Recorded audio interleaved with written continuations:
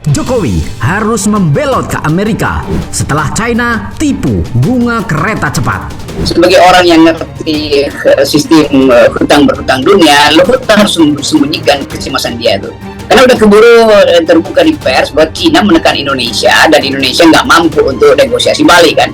Jadi itu poinnya. Karena itu alasannya, oh ini sekedar ya penundaan, bukan gagal negosiasi betul. Tapi di dalam catatan internasional, Cina berhasil menekan Indonesia. Dan ini bukan untuk membuktikan pada rakyat Indonesia bahwa Cina masih berbaik hati. Ini untuk mempromosinya gagal. Itu intinya sebetulnya. Jadi dipamerkan ke luar negeri bahwa pemerintah Indonesia tidak mampu untuk duduk setara membahas dari awal perjanjian bisnis kereta cepat kan itu dasarnya kan. Jadi Cina mendikte akhirnya tuh. Nah itu yang berbahaya sebetulnya, karena ini akan jadi presiden. Cina akan dikte semua hal kalau begitu kan. Tegur itu artinya sinyal bahwa sistem hukum Indonesia itu bobrok, dan itu pasti investasi nggak akan masuk. Hal yang berkali-kali kita terangkan kepada pemerintah bahwa kita nggak mungkin meliput dari perjalanan pikiran-pikiran Amerika atau bahkan intervensi Amerika, dan belum pernah ada dalam sejarah politik Indonesia Amerika tidak punya kepentingan. Sahabat Bagi Media, membengkaknya bunga kereta cepat Jakarta-Bandung membuat geger seisi dunia. Bahkan China memaksa Indonesia agar APBN menjadi jaminan.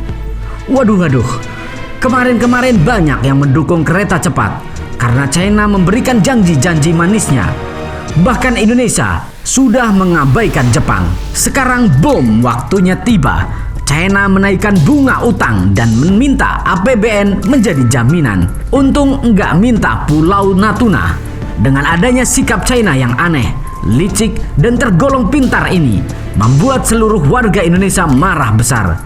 Dengan ditipunya Indonesia oleh China ini, ditipu dalam tanda kutip ya bos, jangan marah. Apakah Indonesia harus membelot ke Amerika?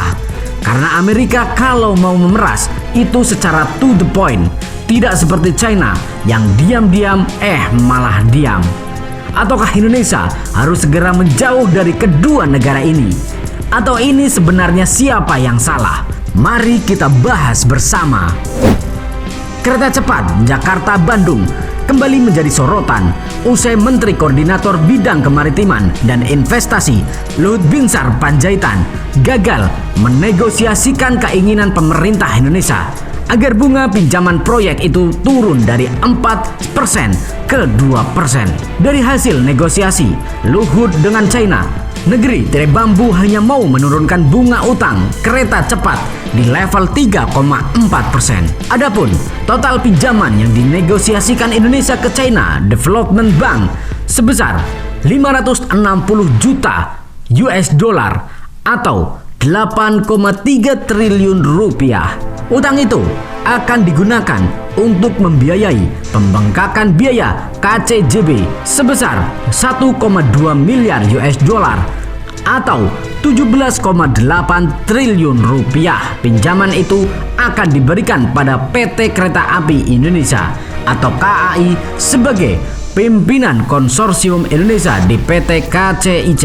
KAI lalu memberikan uang pinjaman untuk operasional KCIC selaku pihak yang bertanggung jawab pada proyek KCJB. Pinjaman tersebut merupakan bagian dari struktur pembiayaan KCJ yang membuat China dan Indonesia yang ikut menanggung beban cost overrun, di mana 25% berasal dari ekuitas konsorsium dan 75% dari pinjaman dari CBD. Pemerintah sendiri sudah menyuntikkan penyertaan modal negara 3,2 triliun rupiah ke KAI untuk memenuhi porsi ekuitas konsorsium Indonesia di KCIC.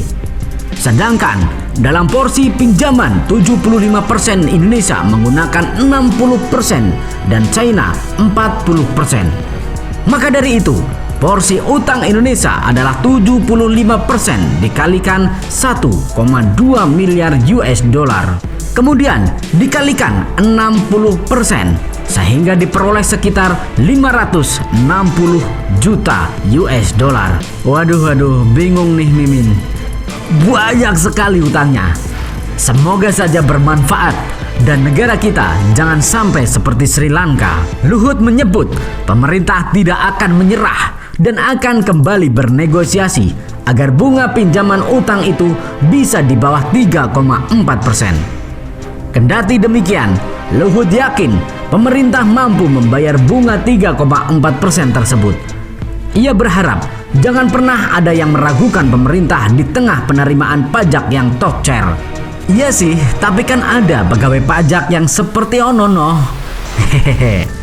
Bukan hanya tak mau menurunkan bunga, China juga kekeh minta anggaran pendapatan dan belanja negara menjadi penjamin untuk pinjaman untuk proyek tersebut. Namun, Luhut tak mengiyakan permintaan China itu. Ia justru merekomendasikan pinjaman dilakukan melalui PT Penjaminan Infrastruktur Indonesia alias PII. Lantas, apa dampak yang dirasakan Indonesia jika China tidak mau menurunkan bunga dan meminta APBN sebagai jaminan? Direktur Center of Economic and Law Studies atau CELIUS, Bima Yudhistira, mengatakan meski China tidak mau menurunkan bunga, bukan berarti Indonesia berpotensi gagal bayar. Hanya saja beban utang yang ditanggung akan sangat berat dan ujungnya akan mengandalkan APBN. Namun, Bima mengatakan kalau sampai utang tersebut gagal dibayar, maka konsensi pengelolaan kereta cepat bisa diambil alih kreditur China. Bahkan, pemasukan dari tiket kereta pun akan langsung jadi pendapatan kreditur. Gagal bayar utang juga bisa berimbas pada merosotnya rating surat utang pemerintah, di mana investor tidak lagi percaya dan bisa membuat rupiah melemah cukup dalam karena keluarnya dana asing. Defisit APBN pun bisa melebar dan sulit ditutup dengan penerbitan utang baru. Waduh. Bagaimana menurut kalian? Apakah Indonesia salah telah membelot ke China? Atau seharusnya Indonesia lari ke Amerika saja? Atau memang seharusnya Indonesia sudah menghindari dua negara penjebak paling jitu ini? Yuk diskusikan di kolom komentar. Merdekalah kita seutuhnya. Merdeka!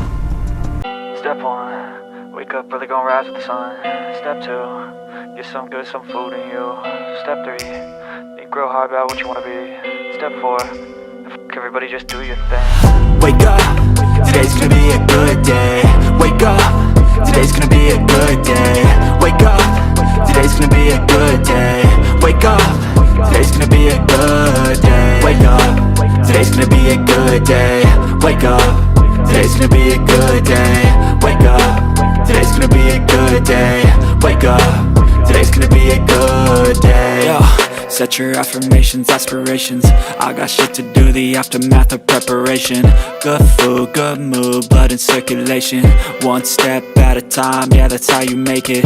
Set a goal you control and the steps you take them. I try to pick one thought, have some concentration. And if I make a mistake, it's called education. I try to do this every day, call it replication.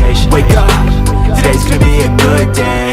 Wake up, today's gonna be a good day. Wake up, today's gonna be a good day. Wake up, today's gonna be a good day. Wake up, today's gonna be a good day. Wake up, today's gonna be a good day. Wake up, today's gonna be a good day. Wake up, today's gonna be a good day. So life ain't easy, yo, I think there's a reason though. Ups and downs, just like every different season, yo. Sometimes I'm high, other times I'm barely breathing, though. I always gotta fight and hide from the demons, yo.